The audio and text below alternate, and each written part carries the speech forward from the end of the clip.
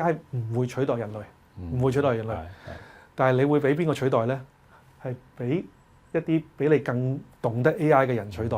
我哋只有一條路，就喺我哋嘅學習、我哋嘅生活入邊用多啲 AI。你 like it or not， 佢都係喺你嘅未來入邊㗎啦。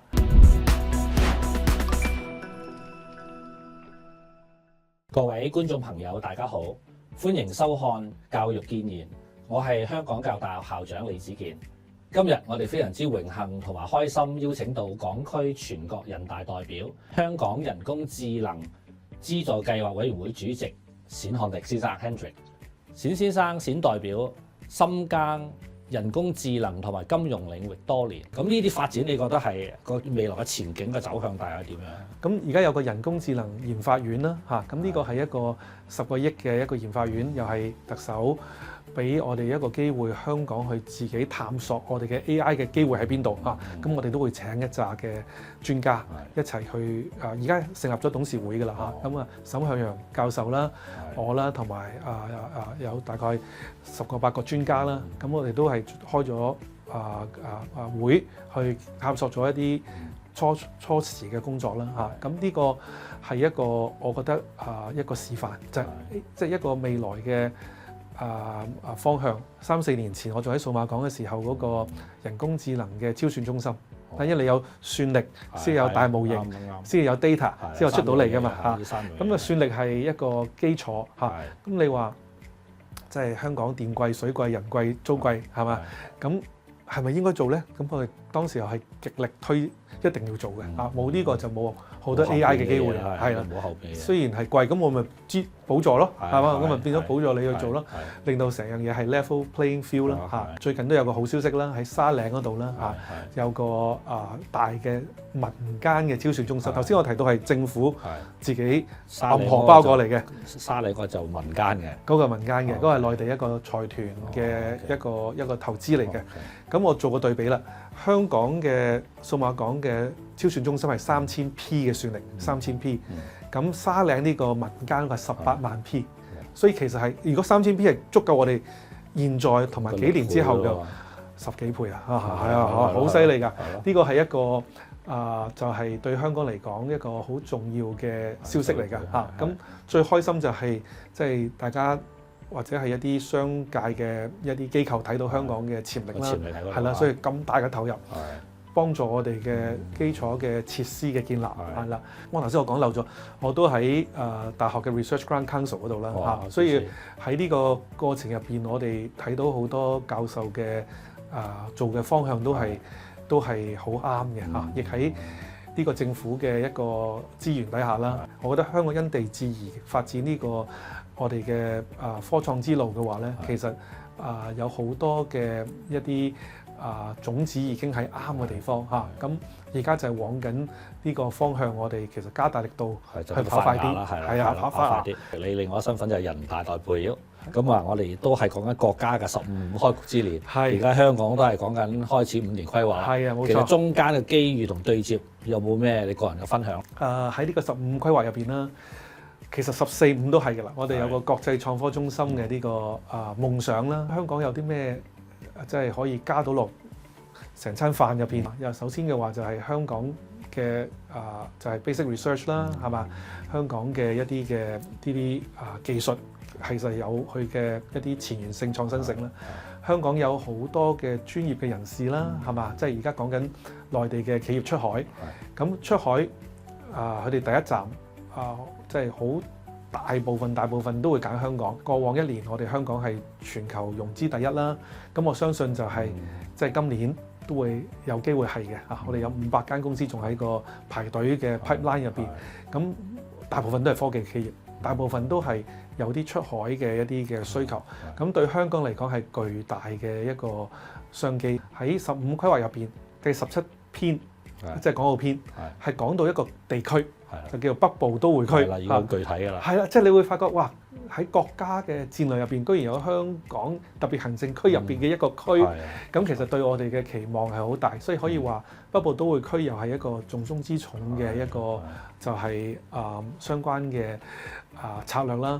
咁去翻啲先頭部隊啦，係嗱河套啦嚇，係咁我本身都係河套嘅一個港深創科園嘅董事啦。係港深創科園其實係有個特別嘅地方叫做一區兩園嚇，係即係一個河套區係有兩個園，係一個係深圳嗰邊嘅，一個香港嗰邊嘅。好似話幾樣要盡量要打通係咪？冇錯咁意思就係呢個關鍵啦。打通不外乎就人流啦、人流物流啦、同埋資金流啦係啦，同埋信息流啦係啦嚇。冇錯咁呢啲其實係即係方方面面都係要努力嘅嚇。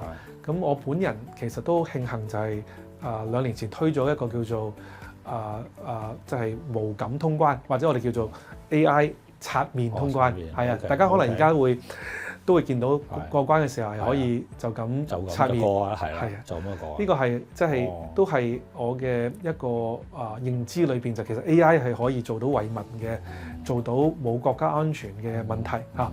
咁推到一段時間就係試點之後咧，就全面鋪開嚇。咁我覺得其實4樓頭先提到嘅4樓入邊，其實都係可能要踏出第一步。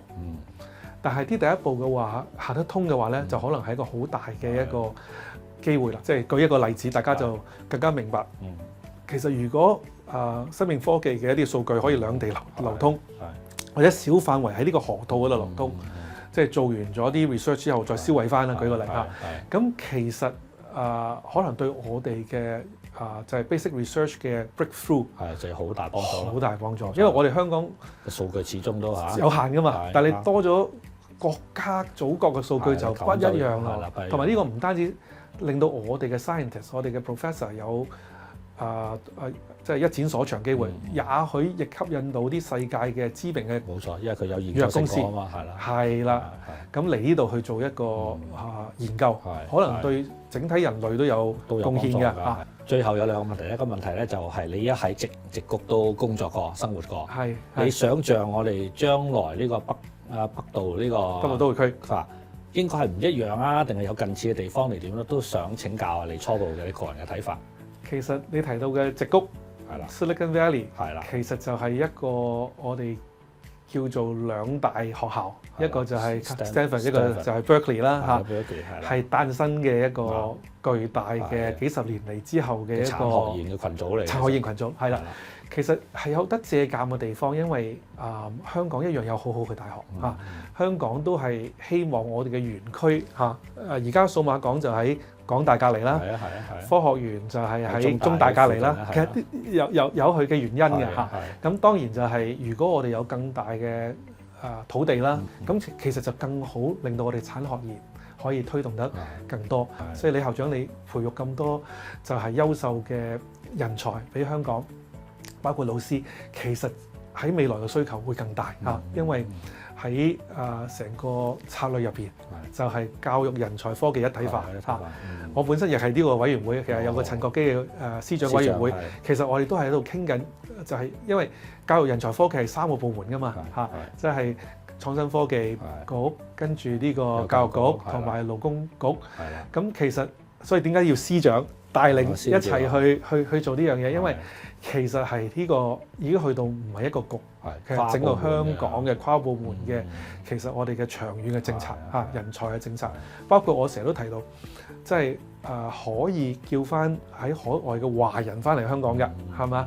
但係你要解決佢哋嘅一啲就係生活，包括住屋係嘛？可能子女教育添啊。子女教育係啦，呢啲係大家會考慮嘅一啲翻唔翻嚟香港嚇。但係其實真係如果即係我哋將呢個土壤、呢個生態做好嘅話，其實就好似磁石咁樣嚇。其實就係大家各方嘅人才都去貢獻呢個北部都會區嘅一個建設嚇，令到香港嘅所謂南金融、北科創係嘛，就係可以做到就係兩大中心、國際中心可以走得順。因為確實科技呢邊我哋要追好多嚇，就算我帶好多團去內地睇。內地嘅企業真係做得好好，快，係咪？都包括好多方面咧，其實對香港未來嘅發展都充滿信心。係，你寄予我哋年青人，其實應該點樣展望未來，點樣去發展咧？咁都想聽聽你。借用我嘅一個真係好啱我睇到我頭先提到就係英偉達嘅 CEO 啦嚇，叫做 Jensen Huang 啦嚇，分享咗一個 speech 啦。AI 其實對我哋嚟講，對年輕人嚟講係一個重大嘅一個機會嚇，重大嘅一個大時代。咁我想借用佢一句話嚇，就係勉勵大家啦嚇。AI 唔會取代人類，唔會取代人類，但係你會俾邊個取代咧？係俾一啲比你更懂得 AI 嘅人取代嚇。所以其實就係話，即係我哋只有一條路。就喺我哋嘅學習、我哋嘅生活入邊用多啲 AI，你 like it or not， 佢都係喺你嘅未來入邊㗎啦。但係你一定要駕馭佢，係啊。AI 唔可以取代你，因為佢冇你嘅腦嘅思維嘅創意，但係佢會提供到俾你好多嘅一啲嘅 efficiency 係嘛，一個效率係嘛。但係你唔用佢嘅效率，你用自己揼石仔嘅效率嘅話咧，咁就競爭唔過人啦，係啦。咁啊，今日非常之感謝 Hendrik 你嘅精彩嘅分享，亦都好多謝大家。多謝。